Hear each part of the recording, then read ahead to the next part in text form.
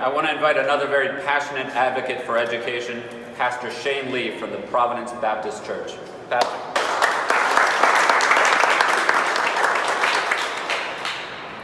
Good afternoon, everyone.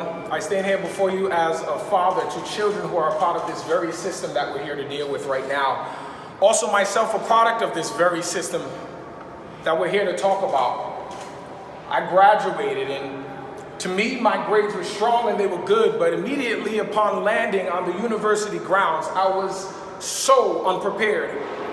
I actually dropped out, to be honest, because I wasn't sure how to deal with the level of research paper that was asked for. I wasn't even sure what a bibliography was. But I was a 3.6 at my high school. So you can imagine how disillusioned I was. And still haven't been back. So my own children being in this system and being a product of this failed system, there is much at stake here right now today. So I have a message to the commissioner. My message to you is to do the right thing, not the expedient thing. Can you sign that document? Can you sign that document with a clear conscience? Can you say it's transformative and will allow for the changes necessary to create market improvements in the performance outcomes of our children? When that comes to your desk, make the right choice. Do the right thing. Because when you came to our state, you met with many people who have gone through so many processes, not just the community design teams, but even the community advisory boards.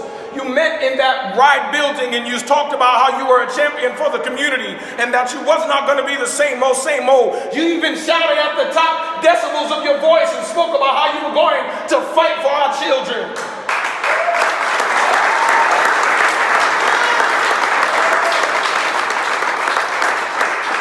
Now I understand that there's much at stake for you as well. It would be ignorant for me to ask this of you without thinking about what you faced yourself. But it comes a time in history like this for many of us. You might have things at risk for your household and your relationship and your children. But our children have been suffering for decades as well. We have been at risk. You might be at risk now, but our children have been at risk for generations. And this decision right here can put them at a greater risk for generations to come.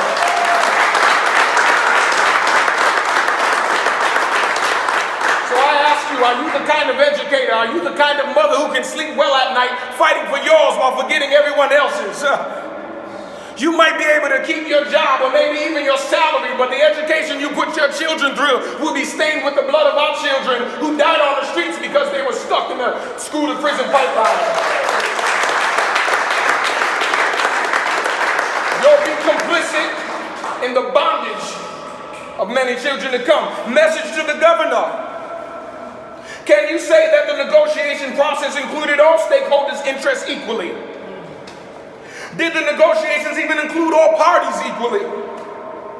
Are you just the governor for the teachers union, or do you govern for the betterment of parents, students, and the community as well?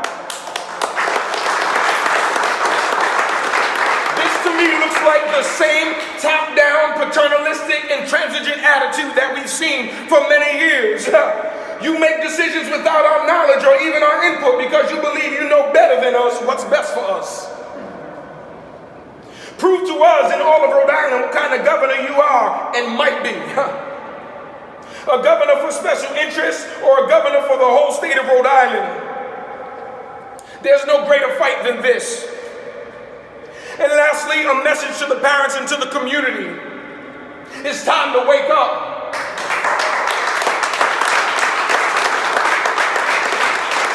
It's time to gear up for a fight. How long will we take abuse and neglect of our children lying down? It's said that our children's parents, the BIPOC community's parents, never show up. And this is proof that they truly believe this. The fact that they would do something like this without our knowledge or input or even speaking to us. We just don't matter. So there's no greater human rights violation in this right here and right now. When you lock up the education of a generation of people, you lock them up in their mind. The greatest sign and signal of slavery is right here before you now. a generation of people locked in a slavery of ignorance without the access to be able to improve their lifestyle.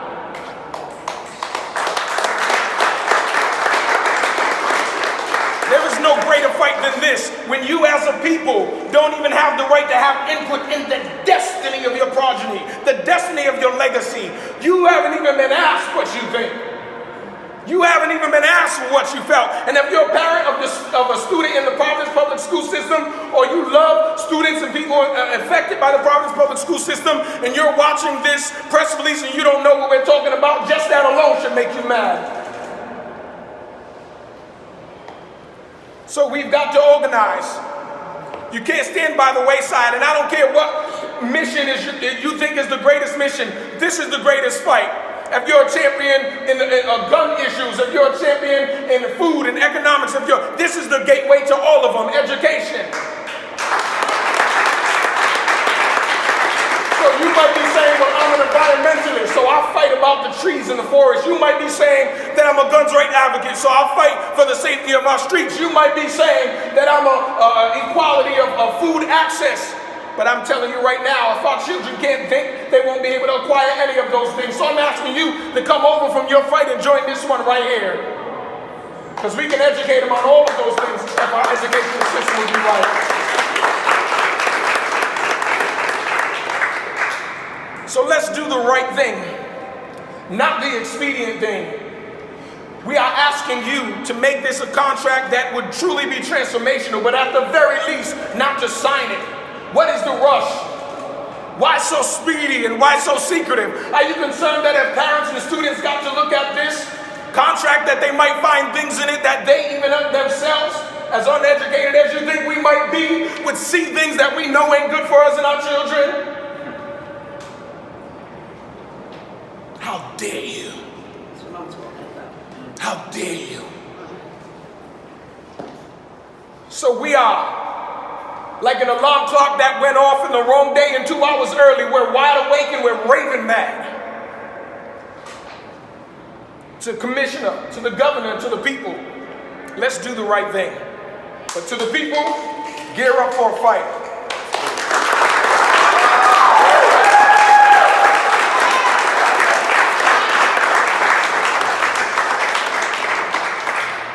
Pastor Shane, thank you so much for those inspirational words.